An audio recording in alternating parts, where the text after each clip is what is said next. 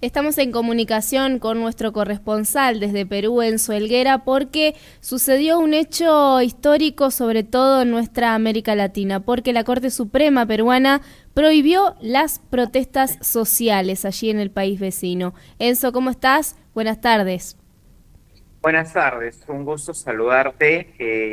Y bueno, siempre con nuestros vecinos países convulsionados en su accionar político, en su accionar social y a veces hasta abriendo nuevos capítulos en el derecho y en el comportamiento o en la regulación de nuestras sociedades. Así es, y bastante irónico dentro de todo en un país democrático. En un país democrático, ¿se puede hacer esto? ¿Se puede tomar esta decisión? Bueno, en realidad, para ser completamente honesto, el derecho de protesta es una acción no solamente democrática, sino también está dentro de los principios de los derechos universales, ¿no? Es Ujú. decir, esto no es un hecho aislado en donde en un país esto es correcto y en otro no. En países de izquierdas o derechas, no solo en América Latina, en Europa hay protestas, ¿no? Ujú. En muchos países las hay y por supuesto puede haber polémicas en relación a la metodología con la que se aplica el frenar las protestas o el debate entre dejar que se proteste y no se dañe la seguridad pública o la vía pública. Y por supuesto que hay un debate en donde cada país se encarga de hacer lo necesario para salvaguardar el orden o regular, pero la regulación no puede ser la prohibición de un derecho fundamental. Eh, Entiendo que para el gobierno en este momento puede ser inmanejable salvaguardar, por ejemplo, el orden público o la vida de las personas, pero este tema de la protesta no está afectada en sí por los protestantes, sino por las fuerzas de Así es. represión con el objetivo de controlarla. Así es, eso era justamente lo que te iba a preguntar. Esto abre un amplio panorama de oportunidades para que las fuerzas de seguridad puedan actuar sin ningún tipo de culpa, vamos a decir, ¿no? Ante cualquier protesta que se genere a partir de este momento. Y claro, en realidad, si nos ponemos a pensar, todo este proceso no es, no solamente, digamos, no tiene normales antecedentes en países que van en el orden democrático, pero por supuesto es una licencia para imponer finalmente el orden, ¿no? Eh, Pueden haber muchos argumentos, pueden haber las muertes en las protestas, pero las muertes en las protestas no han sido en una mínima parte por los protestantes en el enfrentamiento contra la policía y en una mayor proporción la policía contra los protestantes y los protestantes han tenido esa mayor carga.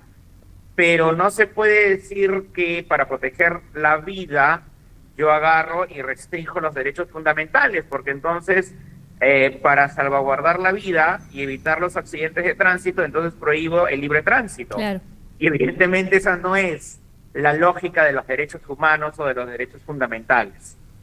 Así es, más de 60 muertes en manos de las fuerzas de seguridad en estas protestas. Pero estas protestas, vamos a lo general, digamos, ¿qué es lo que manifiestan? ¿Qué es?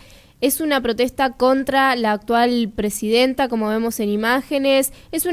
¿Son protestas que ya vienen desde antes de que Pedro Castillo dejara su mandato? ¿Cuáles son las protestas que realmente molestan y por las cuales la Corte Suprema toma esta decisión?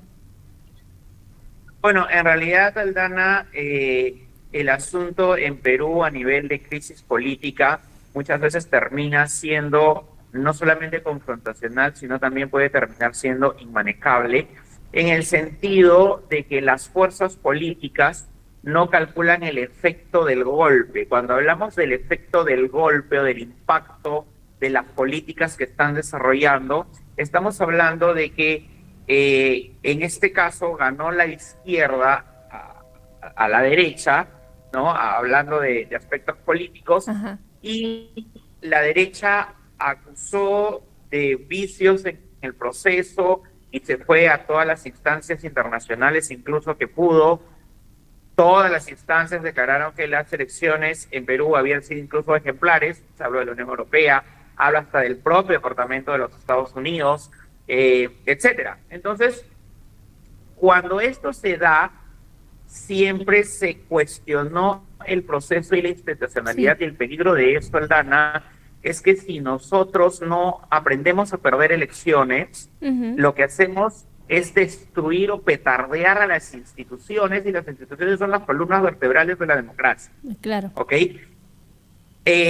Ante presión, y evidentemente Pedro Castillo, el expresidente, no tenía la debida preparación ni política ni el soporte emocional para gobernar el país, eso puede estar un poco claro, pero él toma o menciona, que declara públicamente, ¿no?, que hace un autogolpe de Estado, en declaraciones, más no en hechos, y ahí se genera otro debate respecto del delito, pero él termina recluido, termina preso, y obviamente un presidente en ejercicio, normalmente no ocurre esto en nuestras democracias, y los protestantes terminan saliendo, y son estas izquierdas, son estos espacios más recluidos que tienen como crítica o perseverancia la situación no solamente política, sino aquellos que vieron su agenda postergada, su agenda social postergada, y que tenían esperanzas en un presidente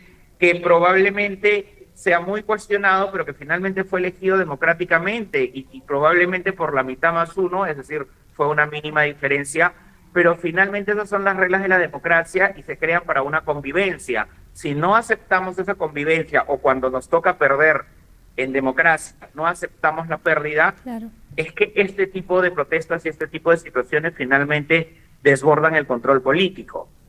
Claro, lo que sucede es que se empiezan a homogeneizar los poderes. Aquí tuvimos un problema en nuestro país, que es la Corte Suprema tomando la decisión si unas elecciones de gobernadores se realizan o no en cierta fecha o no y demás en distintas provincias de nuestro país. Por ejemplo, lo llevo a ese lado porque es la Corte Suprema tomando decisiones que tienen un tinte político, ¿no? Como en este caso, si bien estamos hablando de la criminalización de una protesta que no se compara con una elección electoral, me refiero a que están como un poco pintadas con ese poder ejecutivo, digamos, ¿no? Con el poder político. Y quería preguntarte también, Enzo, si ya se sabe el hilado fino de esto, digamos, cómo sería la condena a una persona que participe de una protesta, si estamos hablando de unos meses de prisión, cómo se desarrollaría, una persona que está condenada por participar de una protesta de aquí en más. Bueno, definitivamente que después de la aprobación del tema de la Corte Suprema en Perú, hay un proceso de reglamentación, hay un proceso en donde se especifica no solamente la tipología de la protesta, sino también en qué temas sí califican para este tipo de situación crítica, y que obviamente seguramente puede ser observado, ¿no? Más allá de que sea la Corte Suprema, seguramente se van a activar otro tipo de mecanismos legales. Sin embargo, eso es lo que debería pasar en una situación democrática normal, ¿ok? Pero tenemos a un defensor del pueblo que justo acaba de ser elegido el día de ayer, con una alianza entre la derecha y la izquierda en el Parlamento. Y digo en el Parlamento porque esas alianzas pueden ocurrir entre los partidos políticos representados dentro del Parlamento, pero no en la sociedad civil, ni mucho menos en los protestantes, ¿no? Los protestantes no se sientan a tomar un café para pactar acuerdos, ¿no? Claro. Entonces, seguramente estos defensores del pueblo este defensor del pueblo sí tiene una agenda y probablemente compromisos, además, y habrá que ver cuál es la actuación finalmente del defensor del pueblo o de otros organismos que se supone deberían activarse para velar por esos derechos fundamentales, ¿no? Y habría que ver cómo se desempeña este proceso político en donde se busca como fin o como por objetivo terminar con el derecho de la protesta. Seguramente habrán especificaciones y tipificaciones para la persona que aplica violencia en la protesta, etcétera, pero finalmente es un asunto que se va a utilizar contra los protestantes. Bueno, muy bien, muchísimas gracias, Enzo, y te propongo que en un segundo bloque continuemos con esta información, sobre todo porque es muy interesante también hacer una especie de comparación con lo que el presidente de Ecuador, ¿sí? Lasso, llamó una muerte cruzada, ¿no? La disolución del Congreso y un montón de cuestiones que por ahí podrías aclararnos un poquito mejor el panorama, sobre todo teniendo en cuenta el concepto de disolver el Congreso peruano también. Claro, Aldana, encantado entonces de continuar este tema contigo al regreso de tu pausa. Bueno, muchísimas gracias. Allí pasaba Enzo Helguera, entonces nuestro corresponsal de Perú, que vamos a volver a contactar en minutos nada más.